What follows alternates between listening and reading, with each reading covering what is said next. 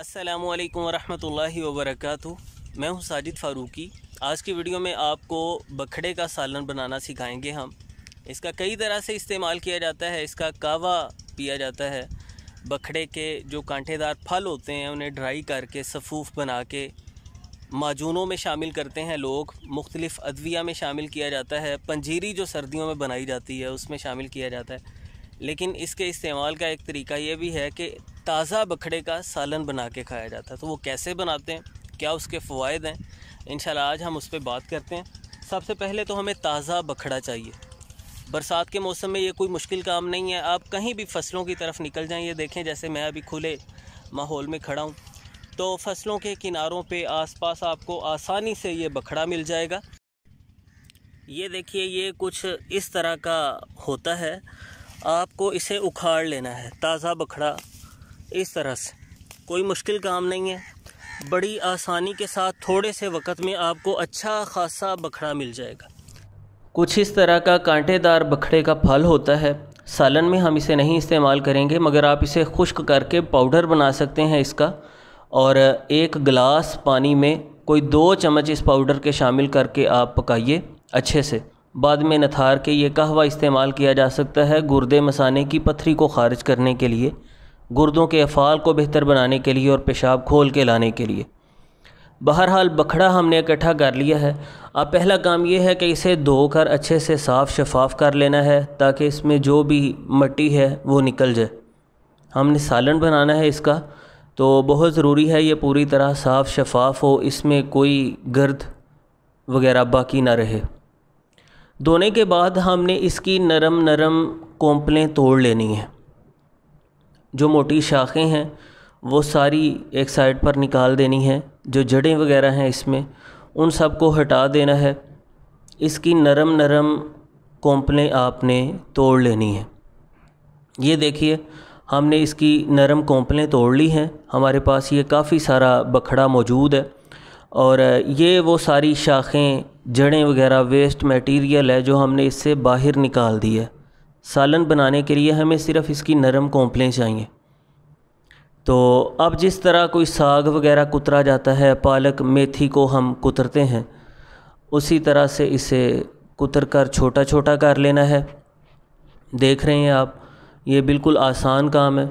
यानी जैसे कोई भी साग कुतरा जाता है या पालक या मेथी को कुतर कर काट कर छोटा किया जाता है, उसी तरह से हमने इसे छोटा छोटा कर लिया है। और अब इसमें थोड़ा सा नमक मिला देना है। बाद में सालन बनाते वक्त हम मसाले में नमक नहीं डालेंगे, अभी इसमें नमक डाल देना है मुनासिब मिकदार में, जो इसके अंदर रच बस जाए। फिर सालन हमारा लजीज़ बनेगा, खुश जायका बनेगा, ये नमक को अपने अंदर जज़ब कर लेगा। तो आपने हाथों के साथ अच्छे से मसल कर नमक इसके अंदर खूब मिक्स कर देना है।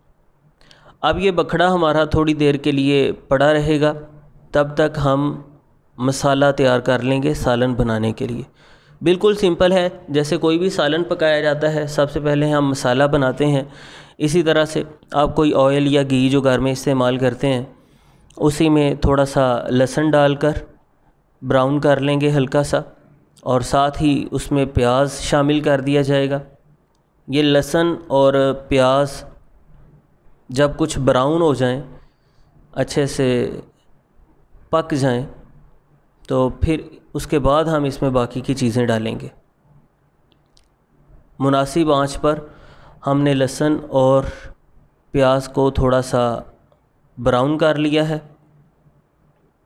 अब इसको थोड़ा पानी लगाएंगे हम, और पानी लगाने के बाद बाकी की चीज़ें जैसे अदरक, सब्ज़ मिर्च और टमाटर वगैरह, उनको हम इसमें शामिल कर देंगे और पकने देंगे।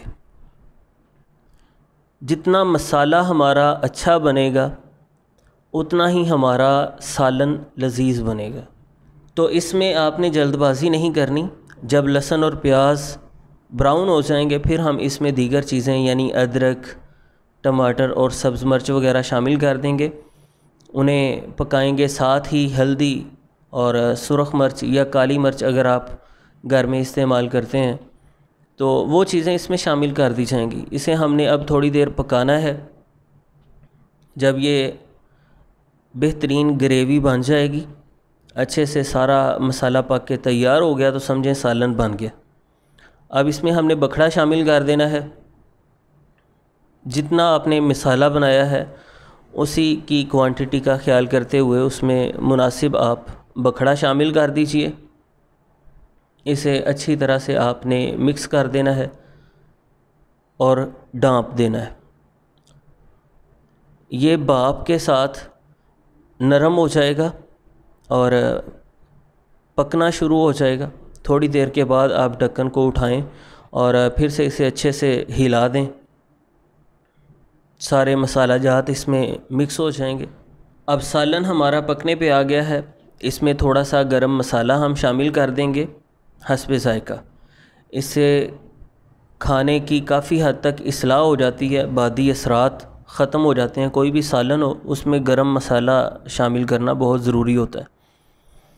तो ये बखड़े का बेहतरीन सालन हमारा तैयार हो गया है। थोड़ी देर के लिए मज़ीद हम इसके ऊपर ढक्कन दे के इसे ढाँप देंगे और आप देखें सालन हमारा पक के तैयार हो गया। मसाला बनने के बाद तकरीबन 15 मिनट के अंदर अंदर ये सालन बन के तैयार हो जाता है। कमर दर्द के लिए बहुत अच्छा है, खून को साफ़ करता है, कब्ज़ वगैरह को ख़त्म करता है, निज़ाम इंहिज़ाम की इस्लाह करता है और खाने में इंतहाई लज़ीज़ है। ये सेहत बख्श ग़िज़ा ख़ुद भी ट्राई कीजिए और दूसरों के साथ शेयर करना ना भूलिएगा। मिलते हैं इंशाल्लाह नेक्स्ट वीडियो में। अल्लाह हाफ़िज़।